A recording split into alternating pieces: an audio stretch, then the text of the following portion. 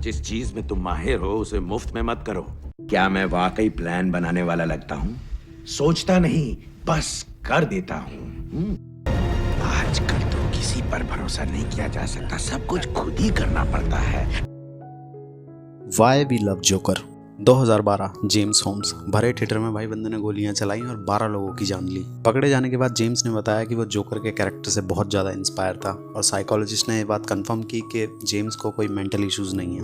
2016 में एक 18 साल के बंदे ने फार्मेसी लूटने की कोशिश करी और इंस्पिरेशन क्या थी? जोकर। कुछ टाइम बाद 2 टीनेज बच्चे जो हैं वो अरेस्ट किए गए एक टेरर अटैक कॉन्स्पिरेसी प्लान करने के लिए और इंस्पिरेशन थी द डार्क नाइट जोकर। तो ऐसा क्यों है? इस बंदे से लोग इतने ज़्यादा इंस्पायर क्यों होते हैं? यहाँ तक कि जोकर मूवी के रिलीज़ के टाइम पर भी भाई थिएटर पे अच्छी खासी सिक्योरिटी लगानी पड़ी थी और लोगों को मना कर दिया गया था कि वो किसी भी कॉस्प्ले या मास्क लगा के उनको थिएटर में एंट्री नहीं मिलेगी। तो ऐसा क्यों? क्या है कि उनकी नेक नियत, उनकी शराफत, वो भी एक नकाब है। हम सबसे ज़्यादा भाई उसी कहानी को पसंद करते हैं जो कि हमारी दुनिया से ज़्यादा क्लोज हो, जिससे हम ज़्यादा कनेक्ट कर पाएँ। एंड देखो, बैटमैन की कहानी उन्हीं कहानियों में से एक है जो कि हमारा सबसे ज़्यादा फेमस है और हम लोग उसको खुद से ज़्यादा कनेक्ट कर पाते हैं। बट अगर बैटमैन का नाम आता है तो भाई उसके होते हुए दूसरे कैरेक्टर का नाम ज़रूर आएगा जो कि है the clown Prince of crime, joker. पर एक विलन होने के बावजूद भी हम लोग इसको इतना ज़्यादा पसंद क्यों करते हैं? हम लोगों ने इससे पहले भी बहुत अच्छे और बहुत बड़े विलन देखे हैं जो कि भाई इससे ज़्यादा पावरफुल थे, मगर फिर भी जोकर ही क्यों? तो फिर द बॉली हॉली की तरफ से मैं हूँ आर्यन। चलो फिर पता करते हैं वाई वी लव जोकर। हमने सिनेमा में देखो बहुत सारे विलन्स देखे हैं, बहुत सारे ओवर पावर्ड विलन देखे हैं, कुछ एलियंस होते हैं, कुछ की कहानी कन्विंसिंग नहीं होती और उस तरह की सभी कहानियों से देखो इंसान कनेक्ट नहीं कर पाता खुद को। मगर जोकर उसी में से सबसे अलग नज़र आता है क्योंकि भाई उसको रियल में इमेजिन किया जा सकता है कि ऐसा कैरेक्टर रियल लाइफ में हो भी सकता है। हाँ, अब अगर रियल में होगा तो शायद इतना ज़्यादा पागल ना हो जितना हमें दिखाया गया है जोकर में, क्योंकि भाई वो बहुत ज़्यादा एग्जैजरेट कर दिया गया है और वही वो सिनेमा है।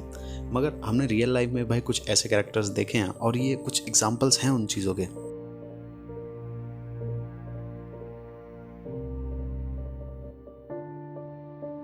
और देखो, जोकर का हमारी रियल लाइफ के इतना ज़्यादा क्लोज होना ही उसको इतना ज़्यादा डरावना बनाता है। जोकर जैसा इंसान अगर तुम्हें भाई 2 सेकंड के लिए भी घूर के देख ले और मुस्कुरा दे तो भाई तुम्हारे रोंगटे खड़े हो सकते हैं। वो तुम्हें सिर्फ देख कर ही अनकंफर्टेबल फील करवा सकता है। ओरिजिन की बात करें तो देखो यार, जोकर की हमने जितनी भी मूवी देखी है उन सभी में हमें एक कॉमन चीज़ देखने के लिए मिली है, सिर्फ एक दिन जो कि उसकी ज़िंदगी बदल देता है। 2019 की जोकर मूवी में ही हम देख चुके हैं कि भाई जोकर भी एक अच्छा इंसान है। वो भाई लोगों में होप ढूंढता था, वो लोगों को हंसाना चाहता था। यहाँ तक कि मूवी की शुरुआत में वो अपने काम को एंजॉय कर रहा होता है और जब लोग उसे परेशान करते हैं तो भाई वो अपने आप को बचाने की कोशिश भी नहीं करता और उन्हें सिर्फ बच्चा कह के छोड़ देता है। बस में भी वो उस बच्चे को सिर्फ हंसाने की कोशिश करता है, जबकि उस बस में किसी को किसी से कोई मतलब नहीं रहता। आर्थर फ्लैक वहाँ पर अकेला था जिसने किसी और को देखकर उसे हंसाने की कोशिश करी। अगर तुम पूरी बस में देखो तो भाई किसी को किसी से कोई मतलब नहीं था। और कुछ कुछ देखो, ऐसी ही कहानी हमने देखी है द किलिंग जोक मूवी में, जो कि भाई मेरी पर्सनल फेवरेट मूवी है जोकर की। एंड देखो, इतनी ओरिजिन स्टोरीज होने के बावजूद भी आज भी ये सवाल है कि भाई हम जोकर की असली ओरिजिन नहीं जानते। एंड ऐसा इसलिए भी है क्योंकि भाई जोकर कभी नहीं चाहता कि उसकी कोई पास्ट लाइफ के बारे में जाने, क्योंकि अगर शायद कोई जोकर की पास्ट लाइफ के बारे में जान गया तो शायद वो उसको प्रेडिक्ट कर सकता है या उसकी कोई कमजोरी भी निकाल सकता है। और देखो, जोकर ऐसा कभी नहीं चाहता कि भाई कभी कोई उसके पास्ट के बारे में जाने, और इसीलिए जोकर भाई द डार्क नाइट मूवी में अपनी कहानी को हर बार बदलता रहता है। उसके फेस के स्कार्स का रीज़न कभी वो अपने पिता को बताता है और भी वो अपनी बीवी को बताता है, जिसके लिए उसने अपने फेस का यह हाल खुद ही किया होता है। तो मेरी एक बीवी बेहद खूबसूरत मुझसे कहती है, मैं बहुत चिंता करता हूँ, कहती है मुझे और हंसना चाहिए। मैंने एक रेजर अपने मुंह में घुसेड़ दिया और अपना चेहरा चीर डाला। मेरे पिताजी वो शराबी थे, तो चाकू लेकर मेरी तरफ बढ़ते हैं, वो मेरे मुंह में चाकू घुसा देते हैं और कहते हैं मेरे चेहरे पर एक मुस्कान चिपका दे, चल। और शायद वो स्टोरी बहुत ज़्यादा इंटरेस्टिंग होती जो बैटमैन को सुनाने वाला था।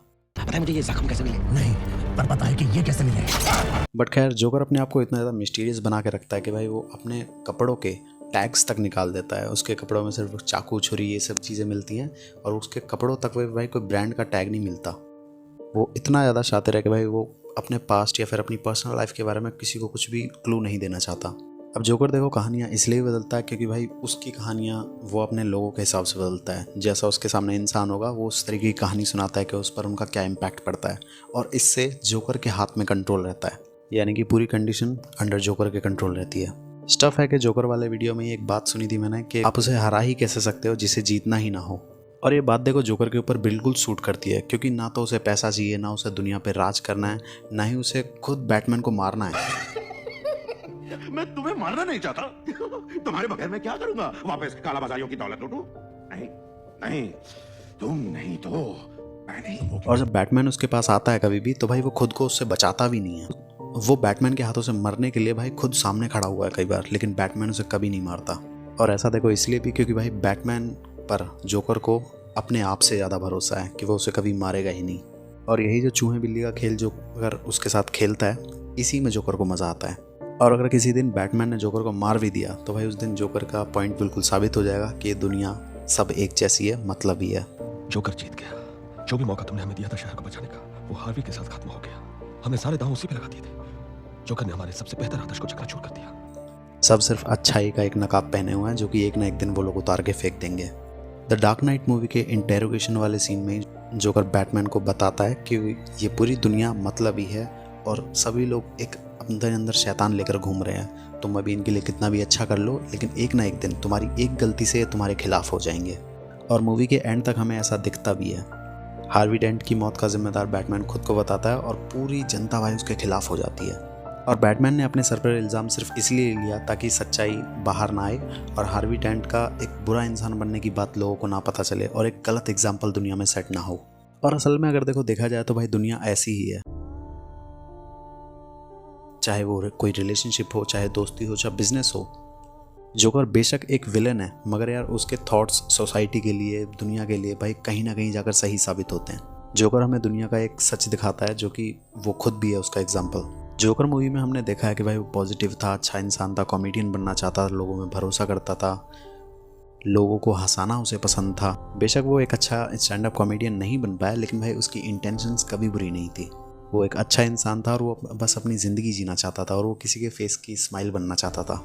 जोकर मूवी हाईली इंस्पायर्ड है द किलिंग जोक मूवी से। उसमें भी जोकर स्टैंड अप कॉमेडियन बनना चाहता था। उसकी वाइफ होती है जो कि प्रेग्नेंट होती है, मगर वहाँ भी उसे सोसाइटी से इतना ज़्यादा सताया जाता है कि भाई उसका भरोसा टूट गया होता है दुनिया से। और जोकर ने अपनी लाइफ में जिन भी लोगों पर भरोसा किया है, उन्होंने कहीं ना कहीं जाकर जोकर को चीट किया है, फिर उनकी वजह से जोकर को बहुत ज़्यादा परेशानियाँ झेलनी पड़ी हैं, या फिर उन लोगों ने कहीं ना कहीं जाकर जोकर का साथ छोड़ दिया है, जिससे कि जोकर को ये चीज़ अपने अंदर बिलीव हो गई कि भाई अच्छाई सिर्फ एक ढोंग है।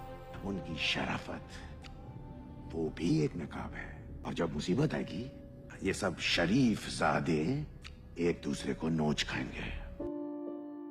और जो लोग दुनिया को बदलना चाहते हैं, सुधारना चाहते हैं, जोकर उनके सामने एक एग्जाम्पल बन के सेट करने वाला है कि दुनिया अच्छी नहीं है, ये सब सिर्फ एक ढोंग है।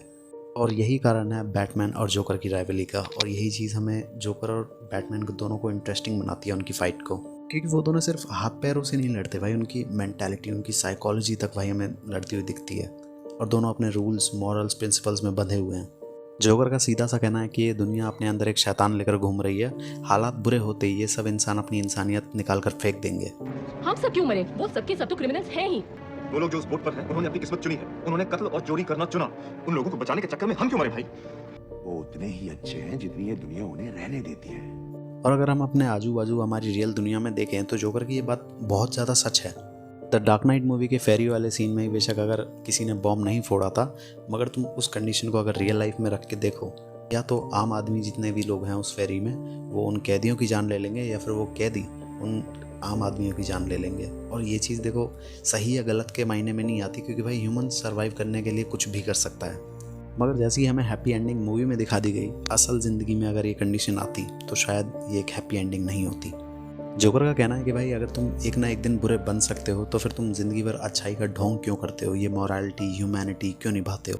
इस दुनिया में जीना है तो बिना उसूलों के जियो। द किलिंग जोक मूवी में इस चीज़ को प्रूव करने के लिए कमिश्नर गॉर्डन को उनकी ज़िंदगी के एक सबसे भयंकर दिन से गुजारता है, जिसमें कमिश्नर गॉर्डन का भी भाई दिमाग ख़राब हो जाता है। एंड बैटमैन को यहाँ पे भी लग रहा था कि सब कंट्रोल में आ सकता है, एंड उसने जोकर को ढूंढ लिया है यहाँ पर। बट सच बताऊँ तो देखो, जोकर बहुत ज़्यादा स्मार्ट है, उसे कभी भी कोई उसकी परमिशन के बिना नहीं पकड़ सकता। द डार्क नाइट मूवी में ही हमने देखा कि जोकर पुलिस से पकड़ा नहीं गया था, उसने खुद को पकड़वाया था। जोकर सबको हमेशा कुछ ऐसा दिखाता है कि वो एक पागल इंसान है जो बिना सोचे समझे कुछ भी कर देता है, मगर असल में जोकर के पास प्लान्स के भी प्लान्स होते हैं। द डार्क नाइट मूवी में भाई किसी का माफिया की मीटिंग में ऐसे ही घुस जाना ये कोई आम बात नहीं थी। ब्रूस वेन की पार्टी में भाई कोई बंदूक लेके इतनी सारे लोगों के साथ भाई ऐसे ही घुस जाए, ये कोई आम चीज़ नहीं है। हार्वी डेंट जो कि भाई इतना बड़ा प्रोसिक्यूटर है पूरे शहर का, एक अच्छा इंसान है उसके भाई हॉस्पिटल में उसके बेड तक पहुंच जाना ये कोई आम बात नहीं थी। और ये सब चीज़ें देखो बिना प्लानिंग के, बिना सारी सोच समझी चीज़ों के नहीं हो सकती। क्या मैं वाकई प्लान बनाने वाला लगता हूँ? सोचता नहीं, बस कर देता हूँ। एंड जोकर के पास कोई प्लान नहीं है, वो ऐसा इसीलिए कहता है ताकि कोई उस पर शक ना करे और उसका प्लान कहीं पकड़ा ना जाए। एंड देखो सिनेमा का भी एक रूल है, शो डोंट टेल। जोकर शायद इसी आइडियोलॉजी से चलता है। वो सीधा कारनामे करके दिखाता है, किसी को बताता नहीं है या जताता नहीं है। और क्योंकि देखो जोकर ने जो भी बताया है वो भरोसेमंद नहीं होता, तो भाई उस पर भरोसा करने लायक वो कोई भी बात बोलता ही नहीं।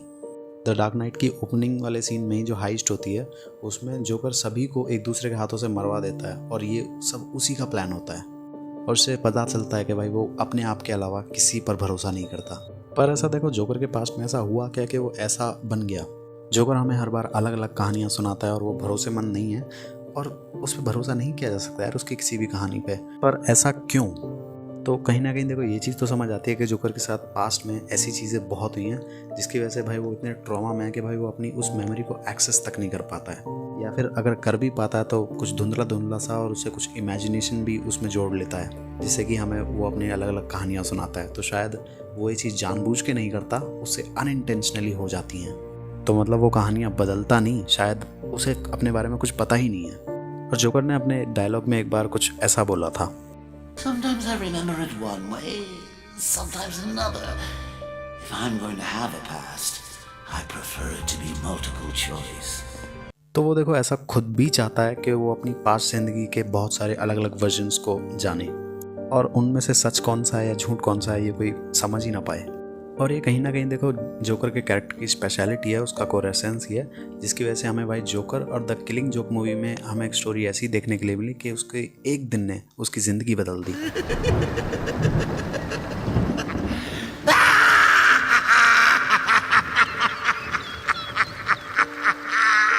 अब बेशक दोनों में कहानियाँ अलग अलग हैं, लेकिन भाई जोकर हमें बनता हुआ दिखाया गया है कि कैसे सिर्फ ज़िंदगी के एक दिन ने उसकी पूरी ज़िंदगी तबाह कर दी। और एक आम इंसान जो कि एक पॉजिटिव इंसान था, हंसता खेलता इंसान था, जिंदगी जीना चाहता था, उसका कैसे जोकर में ट्रांसफॉर्मेशन हो गया।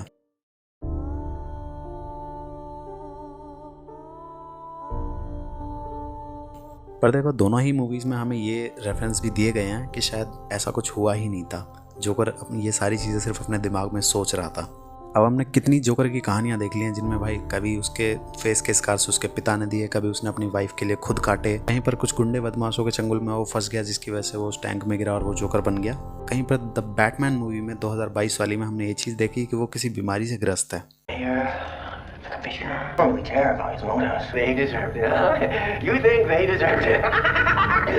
आप देखो एक कॉमिक और है जिससे मैं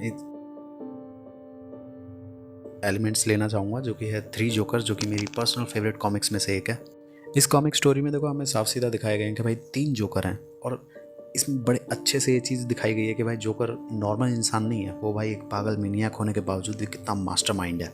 यहाँ तक कि वो बैटमैन को करप्ट करने के लिए भाई ये चीज़ तक करता है उस कॉमिक स्टोरी में कि वो बैटमैन के माँ बाप को, जिस इंसान ने मारा था, वो बैटमैन के सामने उस इंसान को लाकर बैटमैन को उसे मारने के लिए मजबूर करता है। अब अगर देखो रियल कंडीशन ऐसी रखी जाए तो भाई कोई भी भाई बदला लेना चाहेगा यार।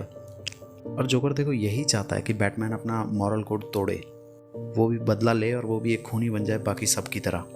और जिस दिन देखो बैटमैन ऐसी चीज़ कर देगा उस दिन जोकर जीत जाएगा कि भाई ये सब अच्छाई का ढोंग था, तुम्हारे अंदर भी ये सिर्फ ढोंग ही है। जोकर अपनी बातचीत में ही, अपने कई सारे एक्शंस में भाई वो सामने वाले को सिर्फ मेंटली ट्रॉमा देना चाहता है ज़्यादा से ज़्यादा। यहाँ तक कि वो इतना ज़्यादा स्मार्ट है बातचीत के बाद भी और अपनी प्लानिंग में कि भाई उसे बहुत अच्छे से पता था कि भाई बैटमैन जब उसे चॉइस देगा हार्वी डेंट या फिर रेचल को बचाने के लिए, तो वो रेचल को ही बचाने जाएगा।